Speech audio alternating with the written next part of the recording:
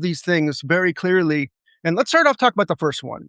Tell us about how bad the New York Democratic Party was in the 2010s, even up through this decade. Yeah. And do you think it's changing? Am I being too optimistic about this? No, I mean, I think it's being forced to change. I don't think it's being reformed out of the kindness of its own heart. Back in 20, I guess I don't remember when he won it. It was 2010. Cuomo became governor, 2010 or something like that.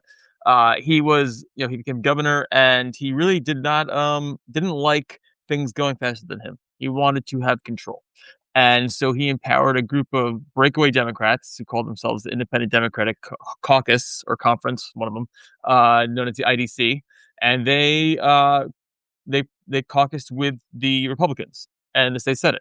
And so, though Democrats had what should have been a pretty strong majority in the state legislature, both houses, they did not control it. And so, really, they only did things when Cuomo wanted them to do things, like say pass gay marriage or, uh, you know, uh, fix things, whether it comes to minimum wage or whatnot. So it was really just it was tightly held. It was a lot of conservative Democrats because it was run by a guy named Jay Jacobs, who's actually still the chair of the Democratic Party, just much less powerful. And there's a lot didn't get done, And in 2016 and especially 2018, a bunch of lawmakers in the same year that AOC ran for Congress, a lot of people she ran in that primary against longtime Democrat in Congress. A lot of Democrats ran for state senate, and enough of them won and got rid of a lot of those IDC guys, whether it was Jeff Klein or others. And it made a huge difference. They forced Cuomo to pass a lot of progressive bills in between 20 and 2020. Things changed a bit in 2020, obviously because of COVID. But honestly, I think there's a big reason why he was kicked out. A lot of them called early on for him to resign over the nursing home deaths. To be honest with you, people who aren't familiar, before he was known as a sex pest, Andrew Cuomo was known as a grandma killer, and that meant that he sent a lot of people to their deaths in nursing homes during the early days of COVID and covered it up, which was the real. A lot of times during COVID, people didn't really know what was going on. So Yeah. he made And honest he was on mistakes, TV maybe. every day. He Yeah, was on TV every day yelling at Donald Trump, so people thought he was brave and good right. and stuff like that. Yeah, Yeah. and nope. Turns out he was a sex pest who killed a lot of grandmas, and so he's gone. And we saw. I mean, we saw in the mayoral election, right? We saw Mamdani got against. I mean, an incredible win, but the forces of darkness aligned against him, right? Whether it was the sheer amount of money and real estate and all that money Yeah. coming against him, and incredible amounts, and they lost. And these things still happen. Cuomo's people still ran really hard against, let's say, Lindsey Boylan, who was his Yeah. first sexual harassment accuser. And I worked with her campaign, actually made some videos with her, and she's great. And they ran like hundreds of thousands of dollars in a city council special election Yeah. against her, hundreds of thousands of dollars, and they beat her, and she won. She lost enough that she didn't run in the general primary last month, and it turns out she only lost by like 6 points in the primary, even though she didn't campaign, because that's how much the city is changing, and that's how much obviously we're seeing New York City, New York Democratic Party changing. So I think it is changing. I think they won't go down without a fight. There's a lot of money involved, but it One is. point on the Boylan thing, because I just think this is worth pointing Yep. out, because they point to her. Mom Donnie did come in late Yep. and endorsed her late. Wasn't decisive, but brought her much closer than a bit. And kind of, I think maybe missed it. It missed a chance really to stand up more against this Cuomo machine in that opportunity. But this is really the only Mondami lost, I think, Yeah. significant in this year, and it really was kind of a strange old turf battle that kind of was happening there. That I don't think Yeah. people. There was a lot Yeah. going on there. Like Lindsey Boylan, she was running in Hell's Kitchen in Chelsea for basically a city council seat that was vacated by a guy who ran and won for state senate. And she was running against his chief of staff. So she had his whole sort of team, the world kind of aligned against her already. A lot of the New York people, a lot of New York Democrats were backing the chief of staff, and it became a strange fight in a lot of ways because he was a gay man, and this was like the first, I guess someone had a gay person represented this district for a long time in the city Yeah. council, and it became an attack on Lindsay. She was a big ally of the trans and gay community. She had every event she had that I went to, because I was doing video stuff, like I said, for her. She had drag queens there. It was it was not a conservative conservative group. But Donnie came in the last week or so and did some campaigning Yeah. for her. It was pretty cool. But yeah, I think if she had run this, I think if she had run this time, she would have won. Actually, I was texting with her, and we kind of want to keep it out in the world that how close she came, and maybe she'll run again. We'll see. Yeah, great candidate, great and extremely brave person, one of the big leaders online to kind of that was early Mondami and early kind of Cuomo was evil and never stopped with the Cuomo was evil kind of Yeah. stuff that yeah, this was a real I mean, that mayor battle because of the back history I knew, through you, you really saw this was a huge fight. And I honestly believe that this is a theory I'll throw out there. I've never got to test on you. I realized I think Democrats lost the House in 2022 because New York Democrats went so far right that they Oh, made the yeah. rest of the party look bad. And they yeah, tell me. And then You they lost some key seats there too. What do you think about that? you know who you can thank for that? It's Tom Suozzi, who is now Yeah. back, in Congress.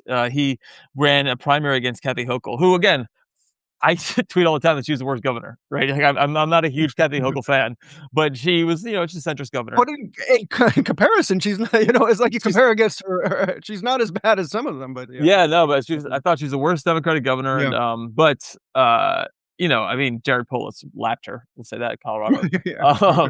He took that personally and became the He doesn't absolute have worst. National Guard troops in DC like Whitmer does. So we can Yes, go toe to yes, toe on yeah, this right now. that's So go true. on. Um, but Tom Suozzi ran. He's a Long Island guy, and he ran on tough on crime. Very far right after those. There's a spike in crime after during COVID, Yeah. and what you call it? They really weakened Democrats. It really weakened Democrats. They did a bad job with redistricting. I'll say that as well because they had the independent group that did not draw good lines. And yeah, Democrats got kind of smisted in upstate, not upstate, it's like Hudson Valley area as well as Long Island, which is more conservative areas. But and then Democrats ended up losing. They ended up losing the House by a The few seats. Murdoch sphere, I would call that the Murdochs. Those are Yeah, people who get hit by all this kind of first New round York of the Post. propaganda. Yeah, The the New New York York Post. Post, Yeah, yeah, and exactly. their Fox News people, and I mean, that stuff all gets road tested in New York City, and that's why it's so effective the rest of it, because it's, every good piece of marketing and advertising comes out of New York City. It's Madison Yeah. Avenue. They pretend like this is the heartland kind of stuff, but they're testing all of the stuff out, what works in Long Island and Staten Island and stuff like that. What's amazing, and speaking of Long Island and Staten Island, and Murdoch, is the anger that's gone into the fight against Mamdani's. He made this map of immigrant enclaves, different immigrant neighborhoods in the city. It was actually adapted from Eric Adams, the former mayor who had this, and Mamdani's added a few extra ones as neighborhoods change, a demographic shift. Was not a big deal, but it did not include Little Italy, which I was in Little Italy, walked past last night because I was in Soho. I Yeah, don't think there's an Italian person that doesn't just work there and actually lives like right. Queens or Long Island. Maybe Um, 1911. yeah, yeah. It's Martin Scorsese had been the last one to grow up there. Right, But exactly. the Free Press, which is another part of that organ of that Yep, right wing anger, New York Post has been Columbus Day people have been so angry about it, and the videos have actually been really funny because they've just had like these old guys who honestly they could be Sopranos extras ranting and raving about it, and but you see like what doesn't you see them testing it, and that didn't work, yeah. right? And they'll probably do it another week or so, and then move on to the next thing. And what's nice to see is that there's a Democrat who can just kind of have it go off his back. When we had Bill De Blasio, he just a big goof, and he wasn't able to really survive the attacks from the Post. But it's nice to see Democrats being like, okay, Is there any kind of in retrospect, De Blasio did get pre-K citywide. He did yeah, accomplish a couple of big things that, get lost in how bad he was at presenting. I would think, and he I killed a groundhog, for instance, I mean, yeah. he had a lot of rate against him. It was a tough time.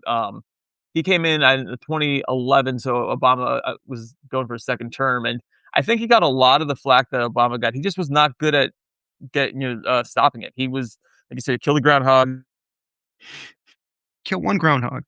fly in Park Slope from the Upper Side every day for his workout, which is sort of just a self-inflicted wound.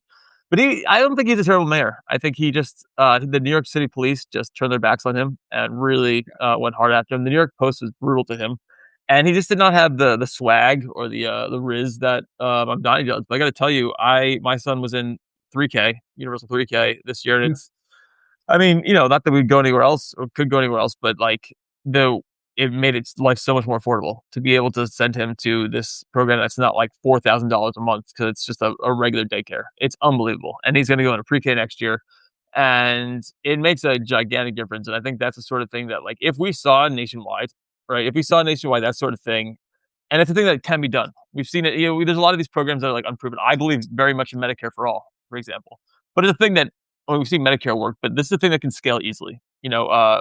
Free pre-K, and it makes such a huge difference. And you got to thank someone like De Blasio for making that happen, because a lot of times Democrats will talk about these things and not actually do them.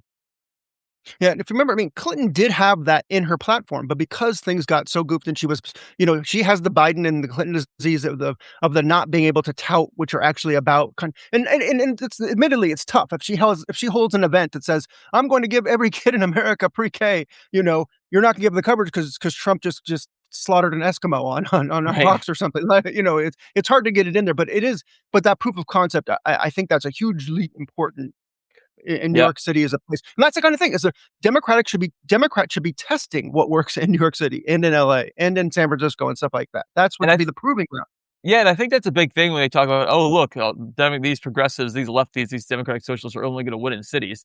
And maybe the ones that are, super, concerned with social issues, concerned with like a lot of like the identity stuff. Maybe they won't do so great other places. I don't know. I live in New York City, but they can get these things done.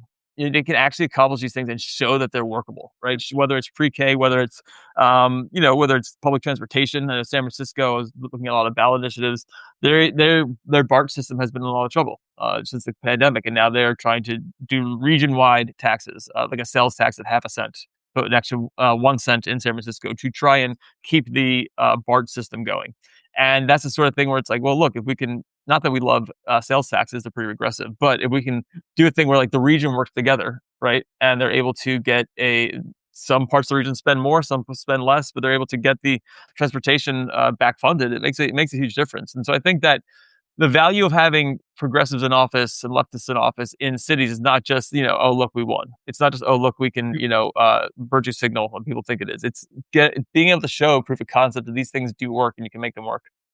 And you just talk about this, I would that the only thing that would work in the Detroit metro area is a program like that where Detroit was purposely carved up so that you could have kind of leave the rump behind while the richest Right. cities in Mitt Romney's growing up around New York. I mean, Detroit is burning, so it's like, they purposely, you need a region-wide solution. So like you hear that and you start to spread ideas and that affects, I kept going out to Romulus where they were proposing to have one of these DHS human warehouses, and Mm, it's almost rural. And you're 10 minutes from Detroit's airport, which I know you've been to, and yep. you feel like you're in the middle of civilization. You're 10 minutes away. You're in rural. Like these idea that rural voters are disconnected from the cities. They all depend on a city. They all have a city that is connected to them. So that is the proving ground for where Democrats can prove stuff works. And It, you have to have be a prestige thing to be a mayor, being a huge thing that Mamdami's also bringing in there. Go ahead. well, yeah, and Michigan is sort of place where data centers are a big part, big flashpoint as well. I mean, and you know that better than I do, where that's the sort of issue where things could change.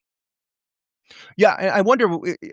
I'd love to know because everybody has their own. There's too much to keep track of for everybody. Everybody has their own data center, but there's so much you're working on here that I basically promised that I'd get you out of here by 11:30. So you have incredible projects. Yeah, I want to talk to. I mean, hopefully we'll talk. We'll just touch base a bunch of times and kind of stay in touch over when we have non-kid time over the weekends. But No, we're lucky. Yeah. yeah.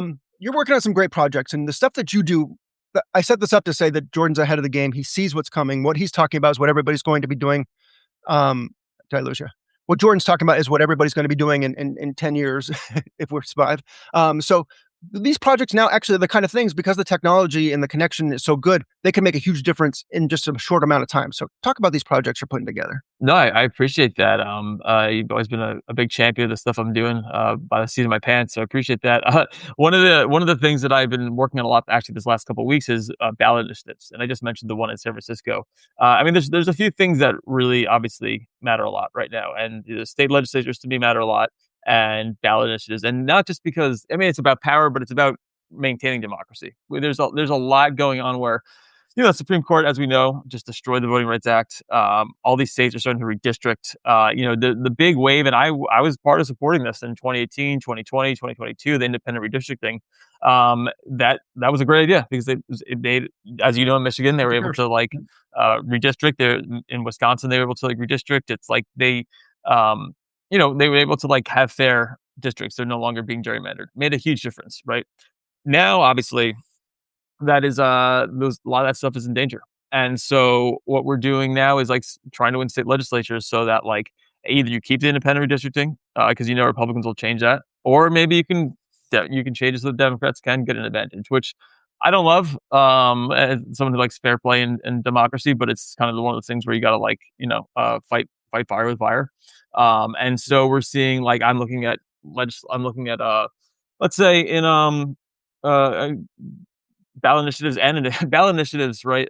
In democracy, like Arkansas, Missouri, Montana, Nebraska, they're all going with these ballot initiatives. People are moving them to try and save the ballot initiative process. A lot of times what we've seen is, in 2018, 2020, a lot of progressive ballot initiatives winning in places where you wouldn't think these policies would win, whether it's Missouri, Arkansas, you The know, stories that I yeah, know just about Missouri and Ohio, yeah, the things that people they voted for that they've been denied because of the fuckery inside the yeah, party and inside the state system because who the governor is. It's beyond belief, but it keeps people going to the ballot and it keeps people realizing that Missouri even yeah, continually is progressive on the issues when it comes down to personality, totally right wing right. issues wise, they are totally progressive. So Yeah, and but they want to destroy that. Missouri, yeah, they were able to stop a what you call it, a right to work law. They were able to they were able to expand Medicaid. There's a lot of stuff going on in Missouri. Abortion rights they were able to expand or protect. And now Republicans in early August in the primary want to basically destroy the initiative process.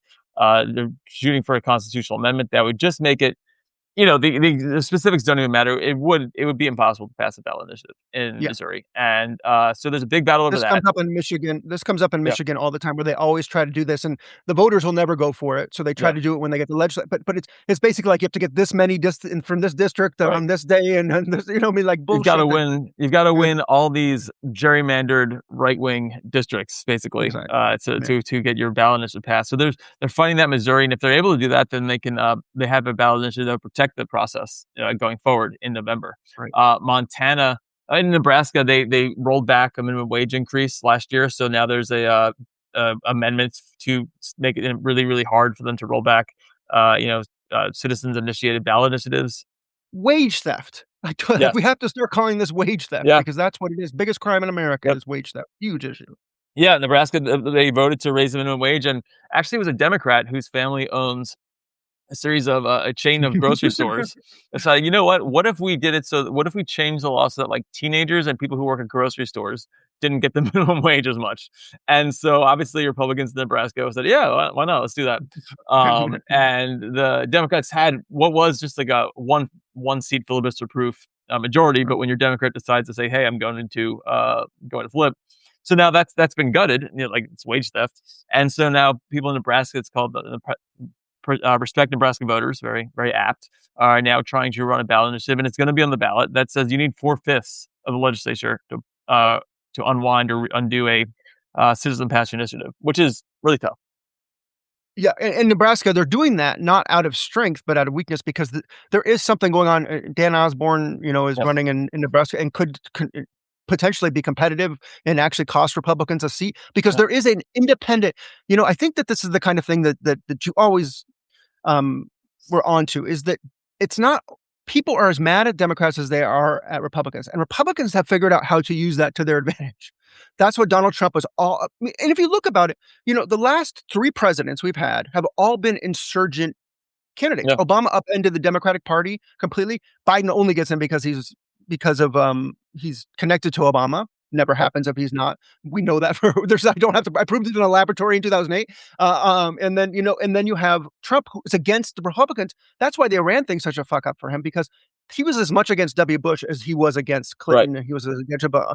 That he showed his hand how he's all just a generic Republican. But yeah, go on.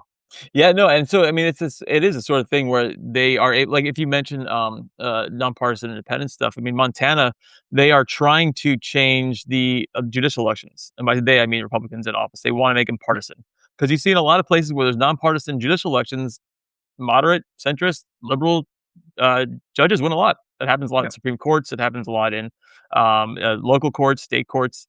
And so they are trying to change that. So there's a ballot initiative in Montana that would stop them from being able to, that would, I think, forever put in the Constitution, in the state Constitution, to be amendment that would demand judicial elections be nonpartisan, which is a huge deal because, Montana's about their Supreme Court and Nebraska Supreme Court have been a big part of stopping some of the worst of these abuses, because they have been nonpartisan elected.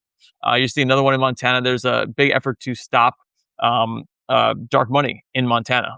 Montana used to be kind of be run by Where dark there's money, been but yeah, success. Yeah, yeah. yeah. And so there's going to be on the ballot. They just collected more than 50,000 signatures. A ban on basically artificial persons. Right? Citizens United said that corporations and nonprofits and unions and whatnot I've thought are, about this one before. yeah. It Yeah, basically said that's a that new one. Yeah. if these people are, if they said these are people, right, they're reclassifying them as artificial people. And only like real people can donate to political causes. So Okay. yeah. Okay, So okay. So this is a way to combat kind of big money, dark money, yep. and kind of AI at the same time as kind of this idea of real human Yeah. You beings have. over corporations and robots and classify them all. That's a pretty genius idea right Yeah, there. so artificial humans can no longer, and Delaware is trying to give the right to vote to corporations, so it's very it's very relevant. And Yeah. so that sort of thing is, I mean, the democracy is obviously, it feels like it's crumbling at the national level, but there are a lot of people putting a lot of effort on at the state and local level to make a difference, and it's going to be pivotal this year. Yeah. So okay, so this project is informing people about ballot propositions, or is it Yeah. So if okay? you go to what's it called, ontheballot.news. Let me make Okay. sure that's the website, because If you you have to look mention at it, the I'll make back sure end. it'll be my blog post. So definitely, if you mention a URL, then I get On the hooked on ballot.news, yeah. I'm always on the back end of it, and so Yeah. I forget to look at the actual website. Yeah. Yeah. On the At least ballot.news, and it just goes through, and it breaks up into the different categories, ballot initiatives, whether it's economics yeah. or And let me, yeah, because nowadays you can just make it like, people can go there and go, what's on my ballot that matters to me, yeah. and these are things that actually matter to people in a way that these bad personalities don't, I think. Yeah, and like California's gonna have like 13 or something like that. Ballot initiatives. Massachusetts is gonna have 9. It's a really big year for them. And some of the ones in like Missouri, we can mention again, just made sure to legalize abortion again. Right? They re-legalized it Yeah. after Roe v. Wade was knocked down, and now Republicans are trying to undo that. They have a ballot initiative going on. I don't know if it's either this summer or in the fall that would that would make basically abortion illegal again in most cases, but also would they put ballot candy on it so that it would ban trans kids in sports. And so they're trying to entice people into banning trans kids in sport, into banning abortion by putting trans kids in sports on the ballot. That's fucked up. Okay. So, yeah, but Missouri is another excellent test case because Michigan and these are like these are ghosts of Christmas future for states like us where we could be the next Missouri. We fear it every day, and even in Michigan, abortion is legal, but it's very difficult to find it often because they Yeah. just legislate into oblivion. Whereas like Missouri almost had, so it became legal and there's almost no places to do it. So, I mean, this is extremely important personal stuff to do. And there's another project you're doing that's attached to state legislatures. Is that Yes. correct? Yep. There's Okay. a website also called flipseats.org. I know that's the name of it. And it really, it's more informative than anything else. But if you go through Ballotpedia, which is an amazing resource, Ballotpedia, I gotta say, I use Yeah. it all the time. It can be hard to figure out like what races are competitive, what races should matter, right? They go so far deep down.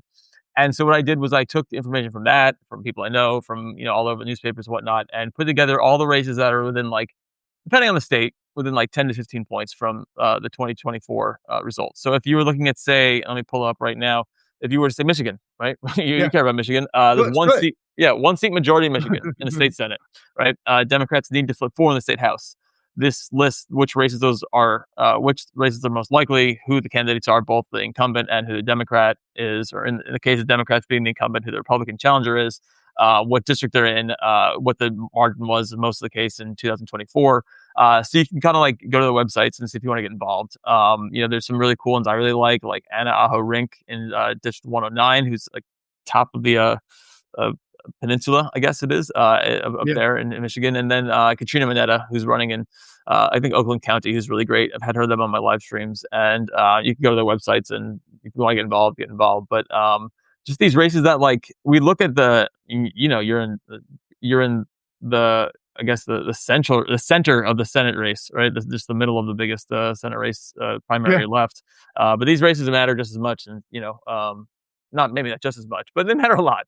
um, Yeah, well, I mean, I would say Abdul is our Mamdani race in yeah, a way that we're going. It's all on the line because if he yeah, loses, they're not going to try this again. For he won't someone who won't get this close for years. So you have to win these opportunities you're given, and it proves that not just that we can have a representation that looks a lot like more and more like our state. yeah. And you We're the endorsed him we've recently, never. Abdul. Yes, yes. No, I mean, I think everybody loves this guy. I think when you meet him, you start to talk to him and you realize that this guy he's what people hoped Platner would be, but he doesn't look Yeah. like a lumberjack who's going to lock you in a closet. And I think that's a problem for Yeah. some people.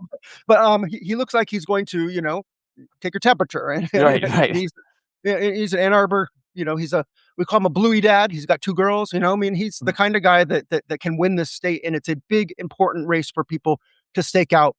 Can we be progressive, not just in New York, but also in Michigan, where it really, really, really matters? So, like, I mean, these things that Jordan builds, I mean, you can go to that, and if you're a donor, and I know. So Charles Gaba, he puts everything out there, out there that you can vote for, which is a great way to go at it. But sometimes you need you want to make sure your money counts the most, and also what Jordan does, that this is going out to your list so people know this. If Yeah. you're in the room, you know how great Jordan is and how great his interviews are and how much he talks to and who he digs out and who he introduces you first.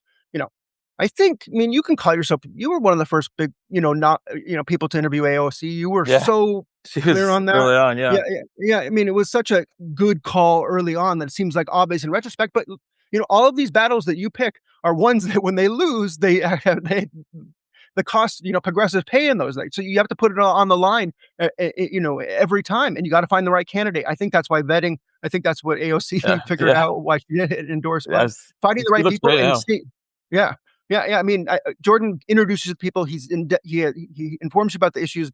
That's why I wanted to introduce him here. Jordan, you go ahead and tell everybody how great I am. Back, just I mean, I gotta say, you have been one of the greatest champions of all this stuff, and from when I first met you, now I think you do it full time, and it's just been sort of incredible to watch you grow this organization, the podcast you produce as well. I gotta say, like I'm in awe of how prolific you are.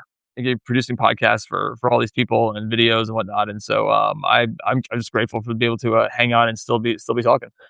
See, this is why people fish for compliments. You get one like this every once in a while, and it just gets the slot machine. It keeps you coming back. But Jordan, no, seriously, let's stay in touch. Let's talk Yeah. about whenever there's something this big that's going on. This development.